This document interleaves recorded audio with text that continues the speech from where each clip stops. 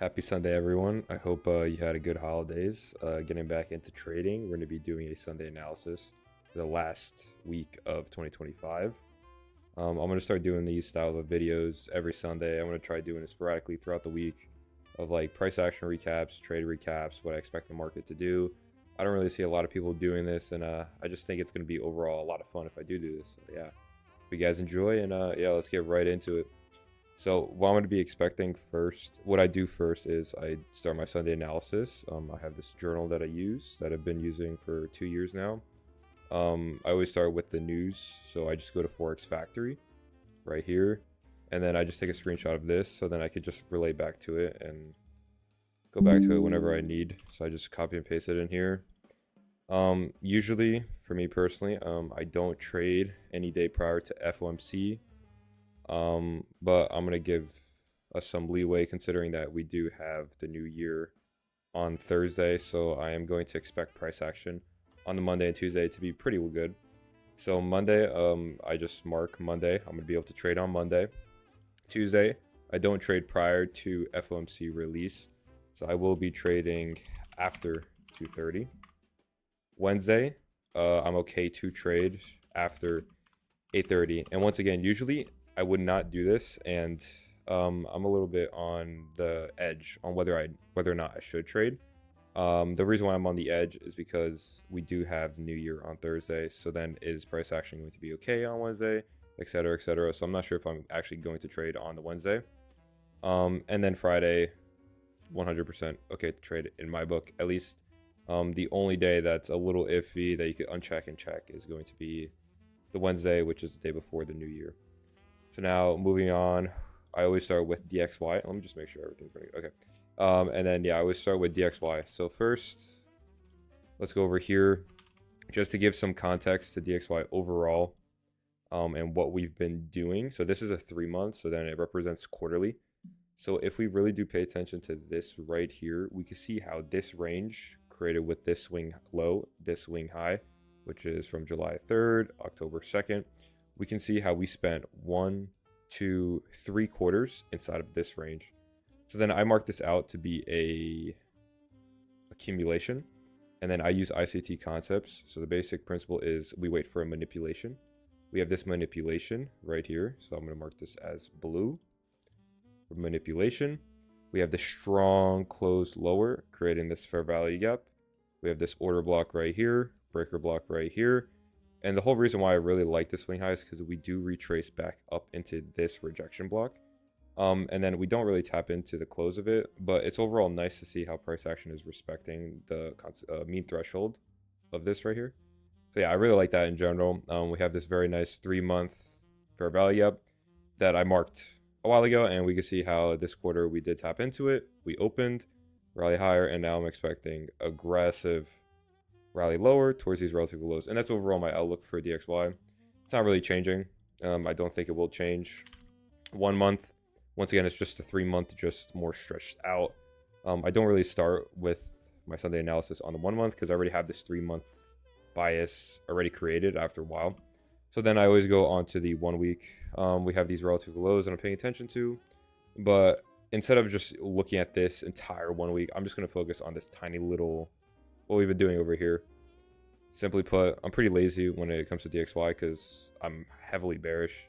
So you can see how we took out this swing high, rally lower, create the swing low, rally higher, take this out, and then strong close lower below this. We create this breaker block, 1 week order block as well. Open, tap into it, rally lower. We have this 1 week inversion for value up as well. We have this, I think this on the 1 day is a volume imbalance, yeah. So yeah, well, overall, what am I expecting? So everything aligning. I'm overall just bearish towards this volume imbalance that I marked out a while ago. Once again, it's on the 1 day. It's all the way out here. This volume bounce, or this volume bounce right there. So on the 1 week, what I will be expecting, if you kind of look at this, it's kind of like a money make or sell model.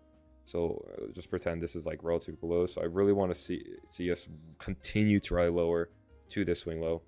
So overall, I already know for the week I'm bearish. So I want to see us, let's say we open here. We're going to open at 6. So we open here. I'm okay if we do rally higher into these relative highs from the previous week and the week before that. and then we rally lower. That's overall what I'm expecting. So then what I do is I do Control S, Control Shift S, go over here, DXY weekly candle anticipation. I'm bearish for the week. I will allow for price action to rally higher into the relative highs from the previous week as well as the week prior before our expected lower. Once again, I am bearish on the 1 month, the 3 month too. And that's all I do. And then I go into the 1 day. I usually don't really leave this here, but all right, we go into the 1 day. We have this very nice 1 day balanced price range. We draw that out in time. We can see how we've just been fluctuating around it. And how we're using that, how we use that here. And then we have this 1 day SIBI. We use that 1 day SIBI here. You can really notice how my chart on the DXY isn't really updated or like drawn out fully. It's because I don't trade DXY. I use this simply as a way to measure NQ and ES. Because most of the time, DXY is the inverse of Euro. So when DXY goes down, Euro and USD goes up. And Euro USD is more closely aligned to NQ and ES. Whereas DXY is usually the inverse. It's not a perfect correlation whatsoever. But it also gives you a gauge of how strong the US dollar is. Anyways, we have this 1 day SIBI over here. Once again, remember these relative highs that we're paying attention to. This 1 day SIBI, we can mark down. Once again, just be mindful that this 1 day SIBI is really close. It's basically engulfed by this entire order block. So I don't know if I really want to use that. What this means basically in my eyes is that we can trade above, close above, use it as an inversion, trade higher.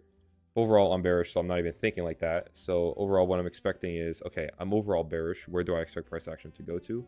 We have this really nice balanced price range right here. Perfectly even, actually, too. So this 1 day balanced price range, let me just mark it down. 1 day BISI, and then we'll just color it blue. So this 1 day balanced price range, we can see how we're in this volume balance, which was something I already targeted. Let me take out this, whatever. So I'm expecting us to draw into here eventually. Price action can do one of two things. We can rally higher, take out the relative highs above here, and then rally lower. I don't really expect us to rally up into here. If we do basic, if we just do ICT concepts and we really do think about it, this should be a breakaway gap. We're in the 0.25, so I don't really want to see price action return back into this breakaway gap. It's not the most perfect breakaway gap, and breakaway gaps usually aren't supposed to have a close above the 0.5. Obviously, we have some mohawks, or something ICT says.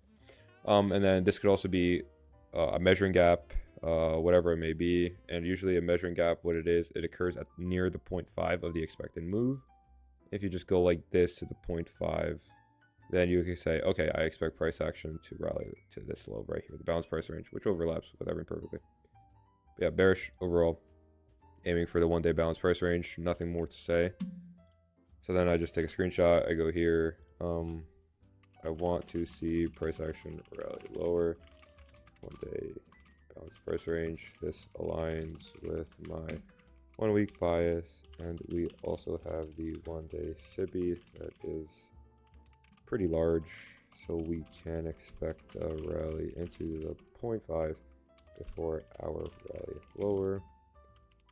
Nonetheless, I remain bearish and will take bearish trades. So yeah, that's all I do for DXY. And overall, what I'm doing by journaling this is that, like, when I'm trading or looking for trades throughout the week, I could look back to my reasoning from my Sunday analysis on why I am bearish and why I should not take bullish trades. So if I'm bearish on the week, why am I going to be taking a bullish trade?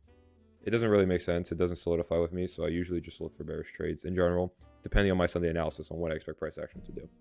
So yeah, that's DXY. And then I move on to ES. And notice how I'm doing everything but the thing that I usually trade, which is NQ. So now we go over here, ESZ, or no, it's ESH now. 2026. I'm not used to that. I've been doing 2025 for so long. Anyways, I already have some things drawn out from the previous week. Overall, bullish. I can already tell pretty easily. So 2 weeks ago, I marked down these relative lows. We can see the swing low that we took out. I'm overall bullish. In general, we're trending, so I want to be bullish. There's no reason to not be bullish. So we can see, take out the swing low. We have this very strong close higher after an inside candle. So we have inside candle, close lower, close above, manipulation I see this as. And then we have the strong close above this candle, and this candle is open. So then basically what I do is draw this out, order block. Okay, we respect it. So now before this swing candle forms, I'm still bullish throughout these weeks, and I see how we have relative low. So when this week opens, I want to see us rally lower into what? The 0.5 of this, right? Perfect, 0.5.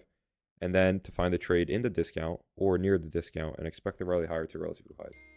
So sorry about that. So when I did this, I did open a options contract. It was like my first time in over a year, in 2 years doing options. And I did do a call expecting price action to rally into relative highs. End of story. Did not pan out. Really rusty. Didn't have enough capital. And yeah, it just got expired. But then overall, you could just see how I did take a contract, not on ES. I think it was TQQQ, if you guys know what that is. 3 Qs. I took a call right here, anticipating, basically expecting price action to rally up into these relative highs with something that correlates to NQ. And we can see how something that's correlated to ES is overall better. And now we could ask why. How could have I seen this coming? And basically how you see that is SMTs. You have to see which pair or which indice is actually stronger. And then yeah, if you want to do that, you just like correlate the two. So if we go to NQH 2026, I keep doing that. So right, we go here. So how do we see which one would have been better? So now we just pay attention to where these swing highs are forming. So it's really simple. Where is this swing high closer to this swing high than NQ? Yeah, it is. So if we compare October 31st, we can see how October 31st high is rated by the December 11th, and December 11th fails. So now when we expect this retracement, which is ES or NQ correlated contracts better? Simply put, you want to bet your money on ES in general. And I know this is, but it's the same thing. Even if you do here, it's the same idea. It's like the same idea, you see? So yeah. Anyways, back to that. I just wanted to vent because I'm a little salty, but it happens. Trying to get into options contracts for swing trading, obviously. So I just like, if I, for an example like this, if I have a Sunday analysis, I'm like, this is really nice. I'm expecting overall bullishness. Let me place a contract right here and then have it, I don't know, 28 days out to expiration, and then we can see how it pans out. Remember, that's ideal. Doesn't always pan out. Theta, delta, whatever there is. I'm not really fluent in that language. It does bite me in the ass. I don't even know if I can say that word, but it's okay. So yeah, moving on to the 1 week. Take a screenshot. And then sometimes what I also do is I go like this. So it's easier. So then I can just look at it while I write. I like it personally. So I just go like this. And this, it's obvious bullish relative highs over there, or just swing high. I don't know why I put relative. I think relative highs on the 1 day. Yeah. Sort of. Anyways, yeah, we just have that swing high. And for this one, I don't really write much. Trending higher and rallied into a discount from the previous, from 2 weeks ago.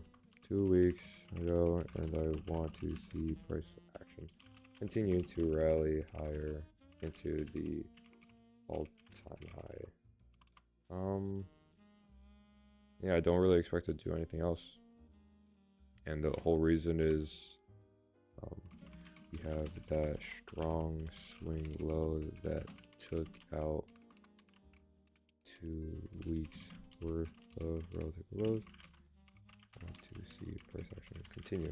And also another good thing, if you guys do this, I'm not sure, but the way I think of it is this is a swing candle, but swing candle is only verified on the 4th. So on the 4th one, I want to see something like a rally lower, right? Maybe tap into this. The week opening gap. and then explode higher. That's simply what I'm expecting. You just want to buy the tail of the 1 week. That's all I'm expecting. So now we go into the 1 day.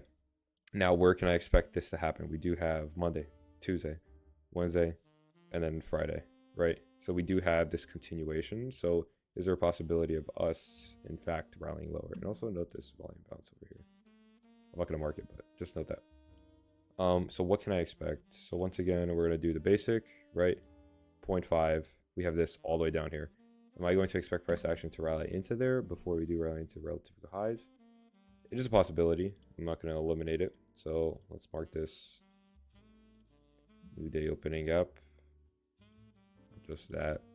And then we have this one. And now you might be asking, why am I marking this 1 day BCL and not this one? Because I can. Overall, you can use this 1 day BISI. There's no wrong fair value up to use. And 1 day BISI is a buy side inefficiency, sell side imbalance. So I think that's what ICT says so many times. You just go look at one of his videos. But that's overall what I'm looking for. We also have this one. We also have this one. When ICT describes the fair value gap, he basically says use whichever one you want. If you want to be ultra safe, you could also use this one. Overall, in trending markets, you want to see the one that's higher up in the 0.25 or 0.5B respected. But we can still have a deeper retracement. And why is that allowed? Because we do have a new week opening gap here. And this liquidity void. Yes, that's a liquidity void right here, where there's no trading whatsoever on extended trading hours whatsoever. So there's a high probability that price action does in fact attempt to rally up into there, rally down into there.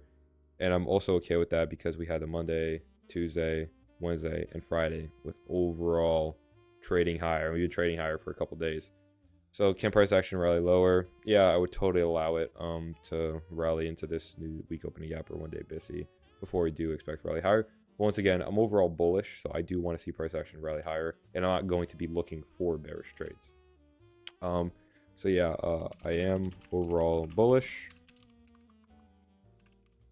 We have the new week opening gap and 1 day BISI below us, which I am okay with. Price action into before into higher. 1 day, Tuesday, Wednesday, Friday, all week. We may have good week. And boom. All right, ES is done. Now we move on to NQ. This is bread and butter. This is what I like to see. But yeah, it's the same thing in general. I don't really change much. So just draw whatever I do have already out. I'm not going to delete everything because it's a pain in the butt to do that. Okay. So yep. Now I did DXY, let's say I'm overall bearish. So that means overall bullish on NQ and ES. Okay, that's already solidified. Now we have ES, which is overall stronger. And now trading ES is going to be a little more difficult because we're so close to our TP targets. Whereas NQ is over 1,000 points away from it. I'm like, okay, NQ is a little better to trade. However, ES is the stronger between the two. So yeah, I'm coming into here. It's the same thing that happened on NQ. We take swing low, inside candle. It's not fully, but it's okay. Just the body is, let's say, right? Strong close above. We use this as an order block. This is even cleaner. We use that. And then the swing candle taps into the 0.5 beautifully. I just did that for the first time. Wow. And we don't have the relative lows that ES has, but we can overall just see how we do have that. Strong close above. And then this candle. This candle is not as strong as, let's say, ES, right? So now I want to see NQ, which is usually the stronger between the two, catch up. So for the weekly, I'm going to be bullish for the reasons coupled with DXY and also ES. So you just go back here, we go to NQ charts, and I am overall bullish on price action. Since I said on DXY and ES, I want to see price action higher and take out the high day close above the new weekend gap we highlighted. October. Press on to attack the all-time highs as well. I like this and want to see the candle open and rally lower and then band higher towards my decided. Okay, so now for the week, I'm bullish. All right, looking for bullish trades. Simply put. All right, now we go into here. We have a lot to go over here, so let me just mark this out. I don't know about you guys, but what I do for like the opening gaps and all this, I have I have this made, which is like just for all my new week opening gaps, everything that I highlight, it's on here. New week opening gaps, I highlight all of them. New the opening gaps, I go a month prior. So I don't think I missed anything. I did. So yeah, I'll just show you how I do it. So I do close over here, new the opening gap. I just check what day it is, so it's going to be the 26th. Close 12/26. Hold control, drag up over here, and then change this to open. And then I don't even think. Let's see, this one too. I missed a couple because I was sick and I just didn't do anything. So do the opening gap. Close, we check when this is, 24, so 12/24. Hold control, lift it up. This is the open. And then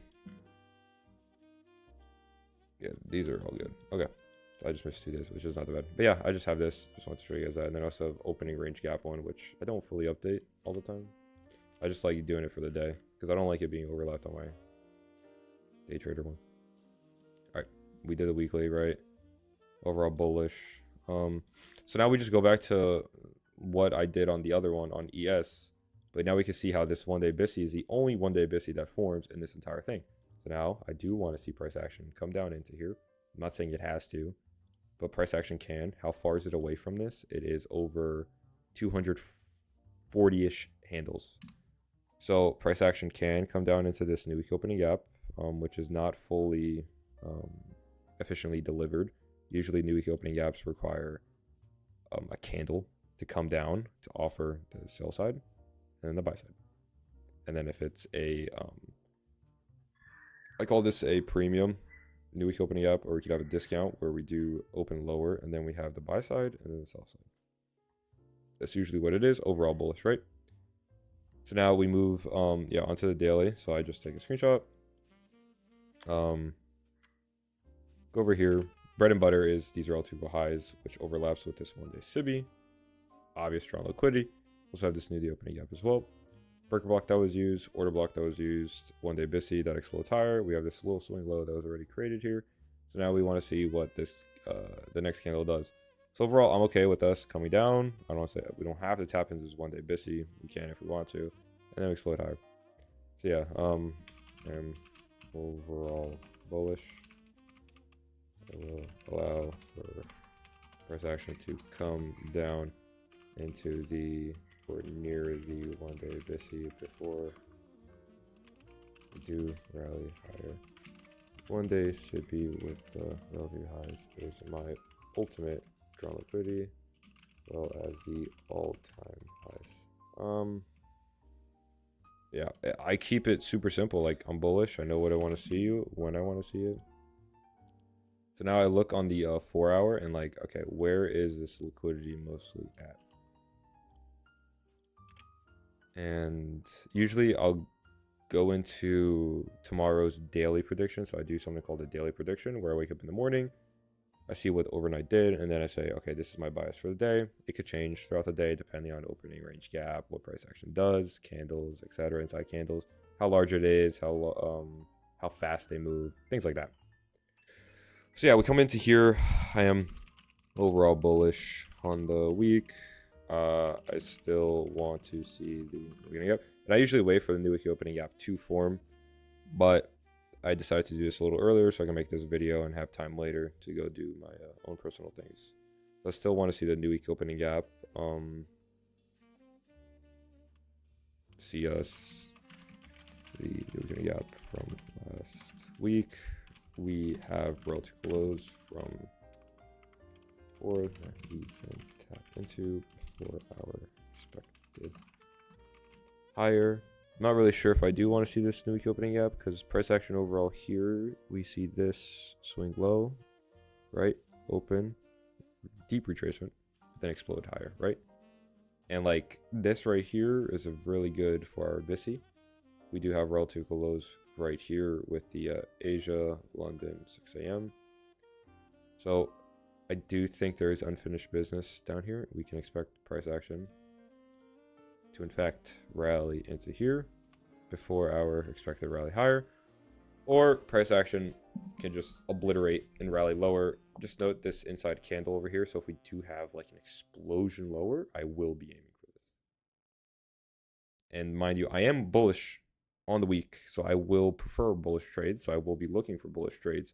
However, if there is a extremely strong and prominent bearish candle after an accumulation and manipulation, I will switch my bias bearish and aim for the new week opening gap, which is obvious strong liquidity. And then over here, I'll see what price action does: accumulation, manipulation, distribution, and boom, the usual. And yeah, I finished everything. So then I just, yeah, everything's finished. And yeah, that's everything that I do on a Sunday analysis. I do this every week. You want to stay consistent. I've been sick.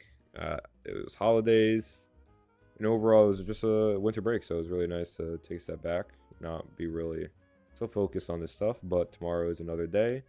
We got a new funded, I got my first ever funded account, so I do want to use that and attempt to get a payout soon. I'm not rushing it, taking it slow, documenting my journey. I have attempted to document my journey before, prior to being funded, and overall I just told myself I do want to be funded before I do document my journey, because I think it's more educational, more enticing for the audience and the viewers to see the journey of a funded and not necessarily the journey to get that. Don't get me wrong, that is really interesting, but it also has a burden on the person that is doing it to live up to these expectations that the viewers may set on themselves, that set on the person, or the person sets on themselves. And overall, I just think it's better that for me mentally, that I got funded first and then I did document it, and here I am a year later doing this. So yeah, I hope you guys enjoyed the video. Many more to come. And yeah, peace.